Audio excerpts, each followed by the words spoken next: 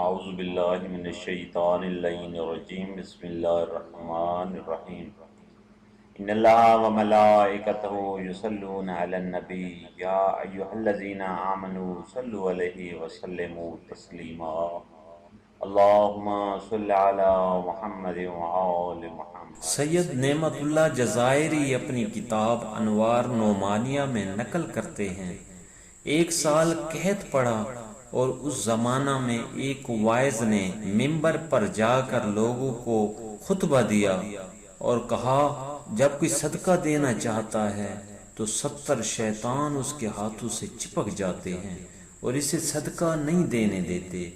ایک مومن واعظ کی مجلس میں بیٹھا یہ سن رہا تھا۔ اس نے بڑے تعجب سے اپنے دوستوں سے کہا، صدقہ دینے میں اتنی بھی کیا مشکل ہے، میں بھی گھر جاتا ہوں اور گیہوں لا کر فقراء میں بانٹے دیتا ہوں۔ وہ شخص اس ارادہ سے گھر گیا۔ جب اس کی بیوی کو اس کا ارادہ معلوم ہوا تو وہ چیخنے چلانے لگی اور کہنے لگی، یہ قحط کا زمانہ ہے، اپنے بیوی بچوں پر رحم تمہیں نہیں آتا؟ اگر خشک سالی طولانی ہو گئی تو ہم سب لوگ بھوکوں مر جائیں گے۔ اسی طرح بیوی نے اسے اس قدر سنایا کہ وہ بیچارہ مومن خالی ہاتھ مسجد پلٹ گیا۔ لوگوں نے اس سے پوچھا، کیا ہوا؟ دیکھا تم نے 70 شیطان تمہارے ہاتھوں سے لپٹ گئے اور تمہیں صدقہ نہیں دینے دیا؟ تو اس مومن نے جواب دیا، میں نے شیطان تو نہیں دیکھے، البتہ شیطان کی ماں نے مجھے یہ نیکی نہیں کرنے دی اور یہ کار خیر نہیں کرنے دیا۔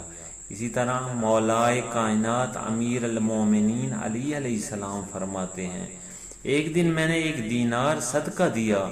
رسول خدا صلی اللہ علیہ وآلہ وسلم نے فرمایا، اے علی، تمہیں پتہ ہے صدقہ مومن کے ہاتھوں سے نہیں نکلتا مگر یہ کہ 70 شیطان مختلف طریقوں سے اسے وسوسہ کر کے اس کار خیر سے روک دیتے ہیں، اور یہ جان لو کہ صدقہ فقیر کے ہاتھوں میں پہنچنے سے پہلے خدا کے ہاتھ میں پہنچتا ہے۔